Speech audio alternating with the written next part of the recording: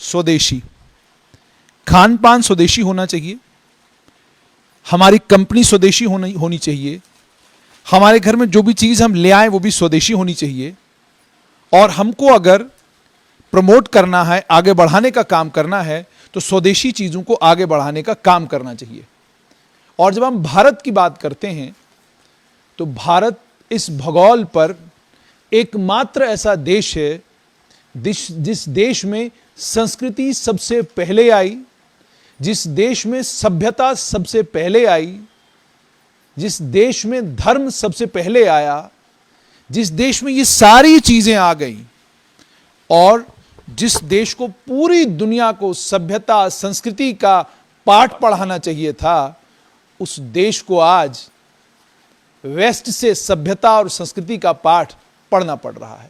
ये पाठ्यक्रम हम क्यों पढ़ रहे हैं, ये हमको क्यों पढ़ाया जा रहा है, और ये अब हमारे इस माहौल में ये क्यों होने लगा है, इस पर बात करने के लिए मेरे साथ हैं बलविंदर सिंह, आरटीआई एक्टिविस्ट।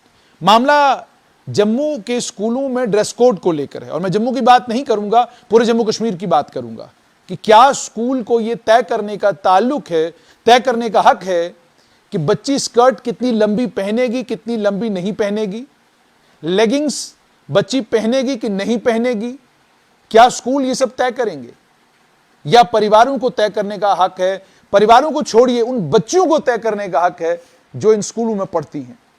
मेरे साथ बलविंदर सिंह जी हैं। हाल ही में कोई मामला बना है, मामले को आपने अलग अलग फेसबुक के पेजेस के जरिए, चैनलों के जरिए और यूट्यूब चैनलों के जरिए सुना भी होगा, देखा भी होगा। मेरे साथ बलविंदर सिंह जी हैं। इस मामले में उनको कामयाबी मिली है, लेकिन मामला क्या था पहले उनसे समझते। बलविंदर जी, सबसे पहले मुझे ये बताइए कि ये पूरा मामला क्या था, ये बना कैसे, ये हुआ? जुनेद जी, मैं हेरिटेज पे आने से पहले 2 इंसिडेंट आपको पुराना इसमें कोट करना चाहूँगा, क्योंकि शुरुआत इसकी वहाँ से हुई। 27 मार्च को जम्मू के राजौरी में सब इंस्पेक्टर के एग्ज़ाम के लिए सेंटर बनाए जाते हैं, डीपीएस स्कूल राजौरी में। वहाँ पर सुबह 10 बजे 3 सिख बच्चियाँ और 1 बच्चा पहुँचता है। जब ये पहुँचते हैं तो वहाँ फ्रिस्किंग की जाती है सिक्योरिटी एजेंसी की तरफ से। तो उनको ये कहा जाता है कि आपको ये कड़ा और कृपान आपको एलो नहीं की जाएगी। उन्होंने कहा जी ये तो हमारा पार्ट है, हमारे कल्चर का, हमारे सिख फेथ का, हम इसको नहीं छोड़ सकते। कहता जी आपको नहीं लो किया जाएगा, एग्ज़ाम देना तो ये उतारना पड़ेगा। तो फिर उसने साथ में खड़ा जो बच्चा, सिख बच्चा था, वो बच्ची उसके पास गई, भाई भैया ये ऐसे कह रहे हैं, क्या कर रहा है? फिर परेशान हुए, घर उनका दूर था, नौशहरा में, वहाँ से गए थे। फिर उसने कहा अच्छा अंकल आप हमें अंदर जाने दीजिए, मैं वॉशरूम में जाके चेंज करके आती हूँ अपनी इसको। कहता अंदर नहीं जाने देंगे आपको, जाइए किसी के घर में जाइए। उसका घर वहाँ नौशहरा में है, आप राजौरी में उसको बोलते हो किसी के घर में जाए, वो किसी गैर के घर में जाके बच्ची जमान कैसे उसके अपने ड्रेस चेंज करेगी? तो उस बच्ची ने उसके किसी रिलेटिव को फ़ोन किया, उस रिलेटिव ने जम्मू इकबाणी चैनल वाला उसको मैसेज किया, उसने मुझे फ़ोन किया, सर ऐसे बात है, आप उस पर स्टोरी करें। मैं कहा स्टोरी बाद में करते हैं, मुझे पहले देखना तो क्या हुआ, मैं इस इशू पे बात करता हूँ। मैंने इमीडिएटली, मेरे पास नंबर था, प्रणव गुप्ता जी हैं जो प्रिंसिपल प्राइवेट सेक्रेटरी एडवाइजर साहब के, एलजी साहब के। मैंने उनसे फ़ोन किया, मैंने कहा जी ऐसे बात हुई है, इमीडिएटली आप इसको देखिए और इंटरव्यू कीजिए। सुना उन्होंने। उसके बाद डीसी कुंडल साहब को मैंने फ़ोन किया, कहने मेरी नॉलेज में नहीं है, चलो आपने बताया, मैं डेफिनेटली इस पर देखता हूँ। फिर एसएसपी साहब हैं वहाँ, उनसे मेरी बात हुई, तो उन्होंने कहा हम देखते हैं। थोड़ी देर के बाद मुझे डीसी साहब का फ़ोन कॉल बैक आती है, कहते जी बंदर जी हमने इसको सॉर्ट आउट कर लिया है, तो मेरे पे भरोसा नहीं करना, आप खुद भी पूछ लेना बच्चों से। तो तब बाद में जब मैंने रिंग की तो बच्चे तब अंदर एंटर कर चुके थे, स्विच ऑफ हो गया था। मुझे जब वापस आया पता चला कि उनको कम से कम 45 मिनट्स लगे अंदर जाने तक, क्योंकि मेरे फ़ोन होने में, करने में, आगे कन्वे करने में मैसेज। तो बच्चों में इतनी ज़्यादा ह्यूमिलेशन हुई उन बच्चों को। भाई आज हमारे ये ककार हैं, सिख के जो 5 ककार होते हैं, कृपान की वजह से आज हमें सवाल किए जाते हैं।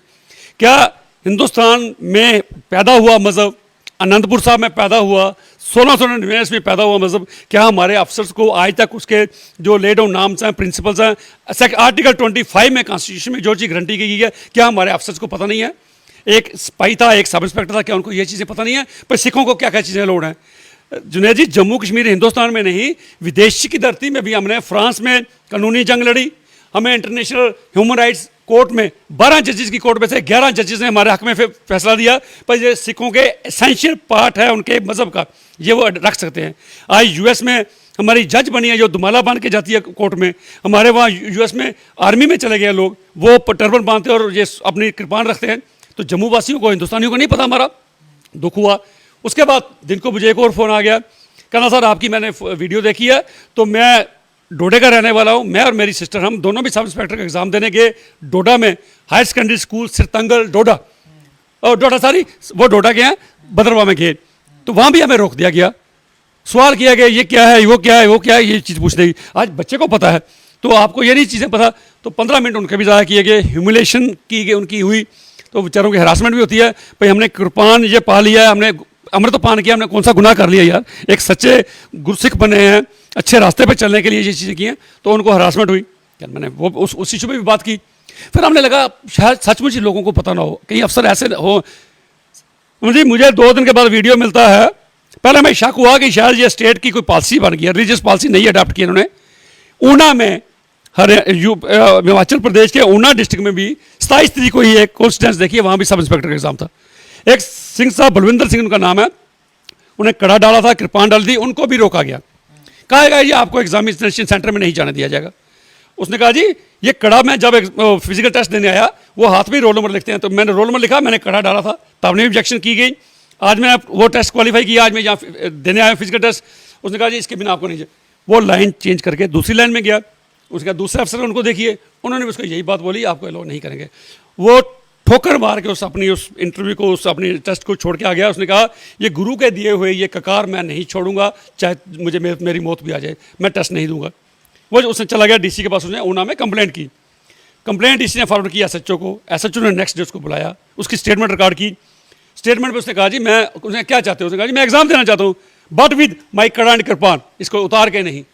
तो बाद में उसका स्टेटस मुझे नहीं पता क्या हुआ।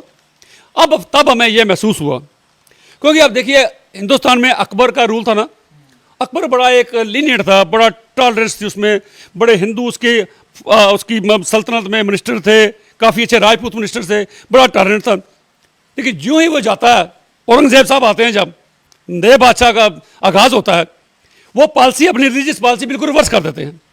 वो उसमें कहते हैं दारुल हर्ब की जगह दारुल इस्लाम लाते हैं। दारुल हर्ब कहते हैं लैंड ऑफ इनफिडल्स, तो दारुल इस्लाम हुई कंट्री ऑफ इस्लाम। जब वो चीज़ ला के आते हैं, पॉलिसी बिल्कुल रिवर्स होगी। वो हिंदुओं से प्यार करता था, इज्जत करता था, ये उसके विपरीत हो गया। तो इन्होंने हिंदुओं पे जजिया लगाना शुरू कर दिया, हिंदुओं में 5% जजिया, मुसलमानों पे 2%। उन्होंने कहा जी अगर आपने भी 2% देना तो आप कन्वर्ट हो जाइए इस्लाम में। हिंदुओं को तिल लगाना मना कर दिया गया, हिंदू घोड़े में नहीं बैठ सकता था, हिंदू हाथी पे नहीं चढ़ सकता था, हिंदू अच्छे कपड़े नहीं पहन सकता था, हिंदू अपने मजहबी त्यौहार पब्लिक प्लेसेस पे नहीं मना। भाई इस किस्म के पॉलिसी, जब सरकारों की पॉलिसी चेंज होती हैं तो टोटल रिवर्स होगी। तो फिर हमें यकीन हुआ कि अगर यहाँ भी हुआ, रजौरी में भी हुआ, ऊना में भी हुआ, ये कहीं ना कहीं जब हमारे हुक्मरान चेंज हुए शायद इनकी भी कोई पॉलिसी इन्होंने भी रिवर्स कर दी। पर नहीं, अब अगर रहेगा तो कौन सी कम्युनिटी रहेगी, क्या रूल्स रहेंगे, क्या उनका फेथ रहेगा, तो ये लगता है कि उसके ऊपर कहीं ना कहीं, क्योंकि आज जुनैद जी हमारे पहले गुरु ने जनेऊ धारण नहीं किया, उन्होंने कहा मैं नहीं डालूंगा। लेकिन उन्होंने ये भी कहा, जब 9वें गुरु आए उन्होंने कहा नहीं, अगर जनेऊ में धारण नहीं करता इसका मतलब ये नहीं कि भाई जो जनेऊ डालता है मैं उसकी रखवाली नहीं करूंगा। जब जनेऊ के ऊपर खतरा आया उन्होंने कहा जबरदस्ती किसी का जनेऊ नहीं उतारने दूंगा। उसके लिए उन्होंने, आपको पता ही है स्टोरी, सबको पता है कि जनेऊ की खातर चांदनी चौक में जाकर अपना शीश दे दिया। तो आज हमारे जब दूसरों की रिलीजियस सिंबल्स के ऊपर अगर हम पहरा दे सकते हैं, तो आज हमारी पगड़ी के ऊपर सवाल उठाए जा रहे हैं। मैं बलविंदर जी आपको रोककर आपसे जानना चाहूँगा, कुछ लोगों की एक्टिविटी को, मतलब ये जैसे आपने रजौरी में कहा, सिख बच्चे जो हैं वो कश्मीर में भी हैं, सिख बच्चे जो हैं वो जम्मू के अलग अलग इलाकों में भी हैं, और जम्मू में 10 डिस्ट्रिक्ट हैं, कश्मीर में 10 डिस्ट्रिक्ट हैं। इसमें से अगर एक डिस्ट्रिक्ट में कहीं कोई इंसिडेंट हुआ तो पूरी कम्युनिटी को एक ही ब्रश से पेंट करना, जी सब ऐसे ही, आपको मुझे लगता है कि ज्यादती होगी। ये आपको भी मानना होगा कि ये कुछ एक एलिमेंट हैं, कुछ एक लोग हैं जिन लोगों के जहनों में ये परेशानी है और जो जानबूझकर इस तरह की हरकतें करते हैं ताकि किसी तरीके से कोई बवाल हो जाए, कोई किसी तरीके से कोई बड़ा हंगामा हो जाए। देखिए बिल्कुल आपने ठीक कहा, मैं ये भी कहता हूँ क्योंकि हर शख्स एक जैसा नहीं होता, लेकिन हमारे शक की गुंजाइश बनती है ना फिर, क्योंकि अगर 2-3 हेरिटेज में क्या मामला? अच्छा अब फिर मैं आऊँ हेरिटेज, फिर अब जब एक बात और आ गई, आज से 4-5 दिन पहले मुझे एक शख्स ने फ़ोन किया, वरुण जी एक इशू जम्मू में और आ गया। मैंने कहा क्या हुआ? कहते हैं हेरिटेज स्कूल में एक सिख बच्ची, जब वहाँ पर छुट्टियाँ खत्म हुई, 1.25-2 साल के बाद स्कूल लगने शुरू हुए, तो उन्होंने कहा जी बच्चों को कहा कि हमारे पास अभी ड्रेसेस नहीं आई हैं, तो आप जो कैजुअल ड्रेस घर में है आप वही पहन के आ जाइए। तो वो बच्ची छुट्टियों के दौरान ही उस बच्ची ने अमृतपान किया।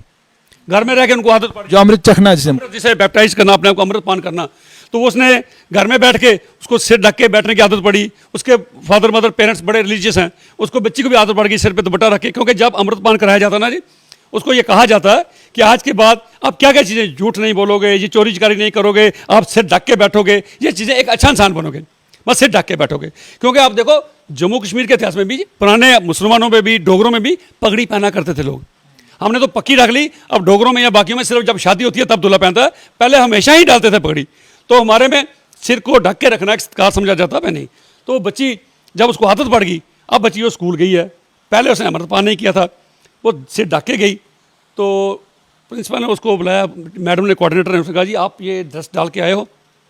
उसने कहा जी आपने कहा था ड्रेस, उसने कहा नहीं ये ड्रेस तो फिलहाल ठीक है, लेकिन जो आपने दुपट्टा सिर पे रखा है, एक जो आपका कड़ा है ये ठीक नहीं है, इसका साइज मोटा है, दूसरी आपकी कृपान का साइज मोटा है, बड़ा है, आपको कृपान वो डालनी है जो खुल ना सकती हो। जुनेद जी, एक छोटी बच्ची, कृपान कोई न्यूक्लियर वेपन नहीं है जो क्लास में खोल के उसको खोलेगी सील तो वो बहुत बड़ा ब्लास्ट करेगी। छोटी कृपान बच्ची अगर डाल के जाती है तो बच्ची बचपन से वहाँ पढ़ रही है, तो कृपान क्यों ऐसे आप उसको शक की नज़र से देखना शुरू करते हो? हाँ, लड़कों के ऊपर कभी कभार को डोट कर सकते हो, वो भी जिसका साइज़ बड़ा हो, क्योंकि एक्ट में कोई डिफाइन किया गया साइज़ 9 इंच से बड़ी कृपान नहीं होनी चाहिए। 9 इंच विद कवर, कृपान का साइज़ 5 इंच, ठीक है, हम भी एग्री करते हैं। तो उसको ज़्यादा हथियार के तौर पर कोई इस्तेमाल ना करे। तो उस बच्ची को कहा गया, तो उसके फादर को बुलाया गया, फादर गए, फादर ने कहा ठीक है जी 2 शर्तें तो मैं आपकी मानने को तैयार हूँ। स्पोर्ट्स एक्टिविटीज़ में अगर कड़े से किसी को लग सकती है, मैं आई डू एग्री, भाई मैं इसको छोटा कर देता हूँ। कृपान की आप कहते हो, मैं कृपान भी छोटी कर देता हूँ, लेकिन जहाँ तक ताल्लुक आता है उसके सिर ढकने का, दुपट्टा लेने का, मैं उस पर कंप्रोमाइज़ नहीं करूँगा।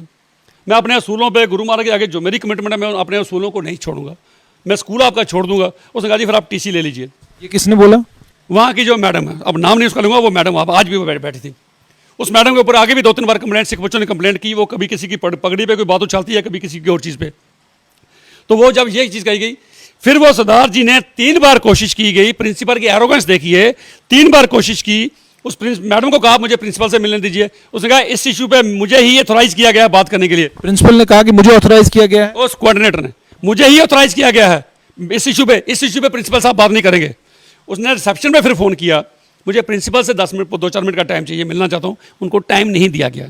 मैं एरोगेंस देखिए प्राइवेट स्कूलों की, उनके प्रिंसिपल ने टाइम नहीं दिया मिलने का। तो मैंने सिद्धार्थ साहब को फ़ोन किया, मेरे दोस्त थे, मेरे अजीज़ थे, बड़े रिलीजियस आदमी, बहुत ही सिंपल और रिलीजियस आदमी हैं। आप भी शायद उनको जानते होंगे, गोल्ड मार्केट में नेट सिटी, वो कंप्यूटर का काम करते हैं। तो जब मैंने उनको फ़ोन किया, कहना बोला जी अभी कुछ मत बोलिएगा, मेरी तबीयत ऐसी नहीं है, मैं इसको उछालना चाहता हूँ। हुआ मेरी बच्ची के लिए हरासमेंट हुई है, ह्यूमिलेशन बच्चे ने फील किया है, भाई हमने कौन सा गुरु धारण किया, क्या अमृतपान किया, उल्टा बच्चों के बीच में बैठ के 4000 बच्चा स्कूल में, सबको अंदर जाने दिया, मुझे रोक दिया गया। इस वजह से हमें रोका जाएगा हिंदुस्तान में, ये आज़ाद हिंदुस्तान की पहचान है। तो मेरे लिए मुश्किल होती है, आप ऐसा करो पहले मुझे टीसी लेने दो, क्योंकि मैं बार बार आके यहाँ जलील नहीं होना चाहता। मैंने कहा ठीक है। उसने कल टीसी ले ली, आज फिर हमने प्रेस कॉन्फ्रेंस रखी। हमने कहा इस इशू को छोड़ेंगे नहीं, ये इशू टॉलरेबल नहीं है, बर्दाश्त से बाहर है, क्योंकि जो हमें कानून ने गारंटी दी है जिन चीज़ों की, हम उस चीज़ों को हम बर्दाश्त कैसे करें। जुनेद जी, हम हमेशा हर चीज़ के लिए, आपने भी कई बार कहा, हम हर चीज़ के लिए, मुद्दे के लिए आगे बढ़ के निकलते हैं। रोड पे कोई एक्सीडेंट हुआ ना, कहीं निकल जाएंगे, बड़े बड़े हाथ नहीं उठाएंगे। सिख कोई दूर से आएगा, एक्सीडेंट केस देखेगा, उसको अपनी गाड़ी में रख के उसको हॉस्पिटल पहुंचाएगा। कोई आपदा आएगी, सिख आगे होगा, किसी पे कोई ऐसी होगी तो सिख आगे बढ़। तो जब अपने पे आंच आएगी, अपने पे सेक आएगा, तो हम कैसे बर्दाश्त कर देंगे। और चीज़ें भी ऐसी कि जो हमारी ये बड़े सेंसिटिव इशू होते हैं, इनसे। मुझे बलविंदर जी बताइएगा कि अब मामले में क्या हुआ? आपकी चेयरमैन से आज मुलाकात हुई, लंबी चौड़ी बातचीत हुई, फाइनली किस बात पर एग्रीमेंट हुआ, क्या उन्होंने माना? देखिए, आज फिर जब पहले प्रेस कॉन्फ्रेंस हमने की, उसके बाद हमारा सबने वहाँ बैठ के फैसला किया, पर नहीं, इसको यहीं ख़त्म नहीं करना, हम चलते हैं वहाँ हेरिटेज स्कूल में, तो उनसे बात करते हैं प्रबंधन से, वो क्या कहते हैं। नहीं करेंगे तो हमने कोर्ट में भी तैयारी कर ली थी। जी, मैंने दिल्ली में हमारी एडवोकेट हैं 2, उनसे भी मेरी बात हो गई थी, उन्होंने कुछ ड्राफ्ट मुझे भेज दिया था। तो उन्होंने कहा हम 1-2 हियरिंग के लिए खुद भी यहाँ आ जाएंगे, अपीयर हो जाएंगे, आप अपना कोई यहाँ अच्छा फेस देखो, अपीयरिंग यहाँ हियरिंग के लिए हम खुद भी बहस करने के लिए हम आ जाएंगे यहाँ। मैंने ठीक है, हमने वो भी तैयारी कर ली थी। तो आज जब वहाँ गए, काफ़ी देर 2-3 घंटे बाहर खड़े रहे, काफ़ी गर्मा गर्मी हुई, बड़े नौजवान थे, बड़े, तो बड़ा उनको कंट्रोल करने की कोशिश की हमने। लेकिन ये मसला ऐसा होता है, बड़ा सेंटिमेंटल इमोशनल इशू होता है।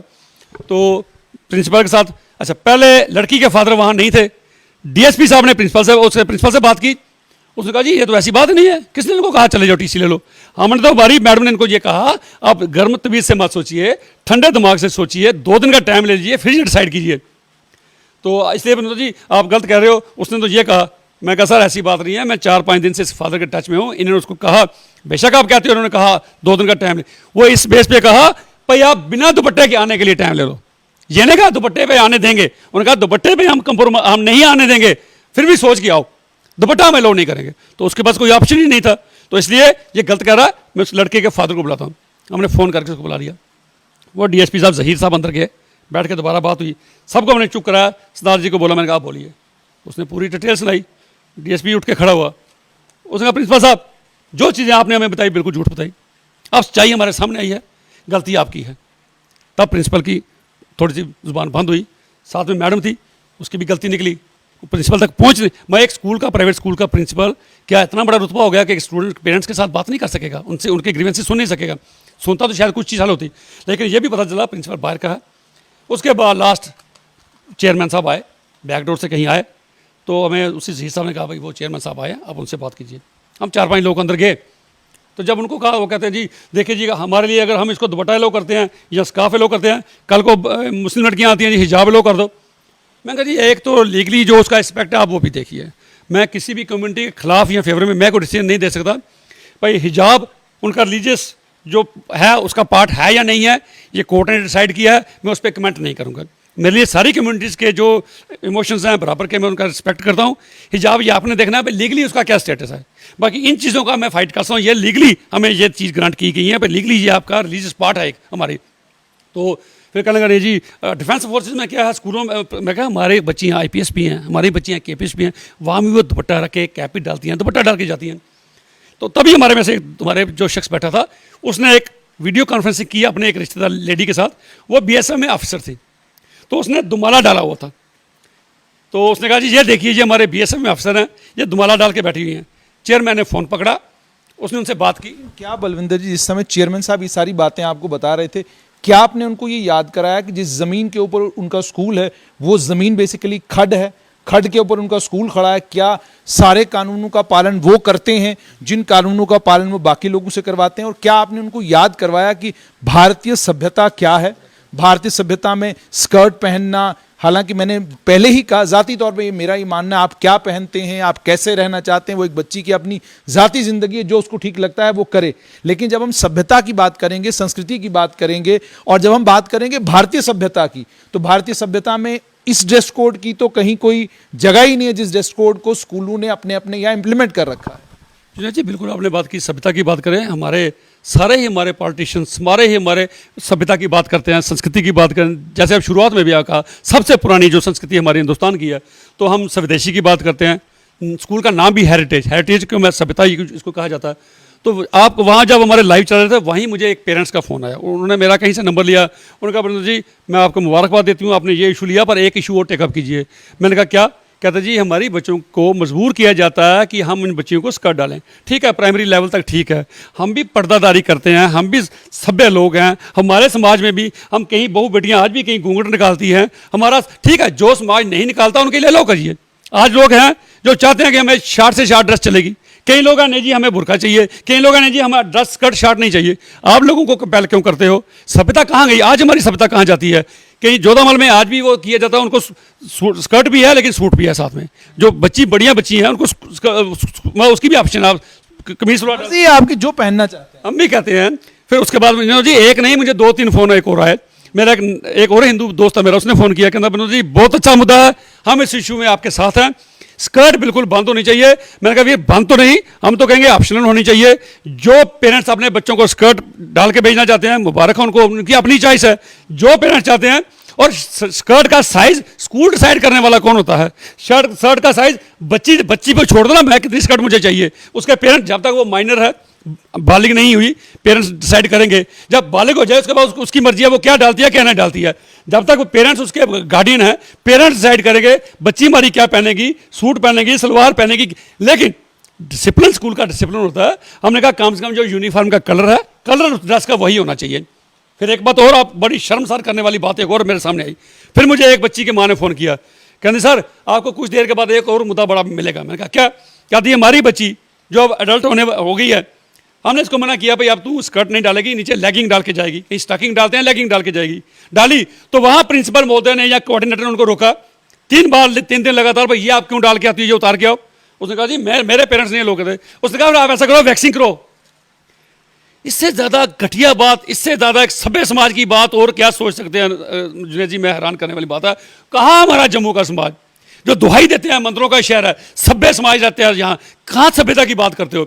ये किस सभ्यता में वेस्टर्न कल्चर में आप जी रहे हैं? कैसे आपने वेस्टर्नाइजेशन को अडॉप्ट करना शुरू कर दिया? किस संस्कृति की दुहाई देते हो?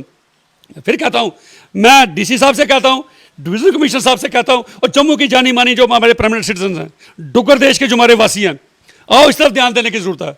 हमारी सभ्यता को, हमारे कल्चर को खराब किया जा रहा है। बच्चों को बचपन में ही अच्छी तालीम दी जाए, अच्छे शहरी बनाया जाए, वो स्कूल का काम और पेरेंट्स का भी काम है। जब स्कूल अपनी मनमानियां करेंगे, ज़बरदस्ती थोपेंगे, तो कहीं कहीं पेरेंट्स भी बेबस हो जाते हैं, क्योंकि पेरेंट्स को अच्छे स्कूल नहीं मिलते। अच्छे स्कूल में जो नामी स्कूल है वहाँ पर दाखिल करने के लिए फिर उनकी बातों पे कंप्रोमाइज़ करना पड़ता है। ऐसी चीज़ें नहीं होनी चाहिए, ऑप्शन होना चाहिए।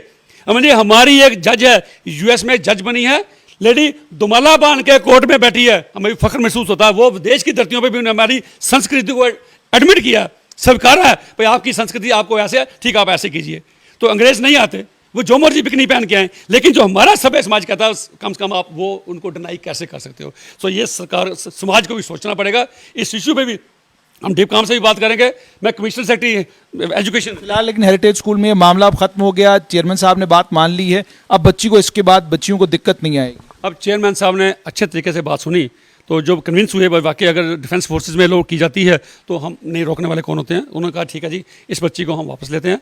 और हमने कहा दोबारा इस बच्ची के साथ ऐसा हरासमेंट नहीं होनी चाहिए, इसके साथ टारगेट नहीं कोई किया जाए, भाई इस बच्ची ने ऐसे किया। उन्होंने कहा जी मैं आश्वासन देता हूँ आपको, 10-12 साल बच्ची हमारे पास है, आगे भी बच्ची के साथ इज्जत से रहेगी।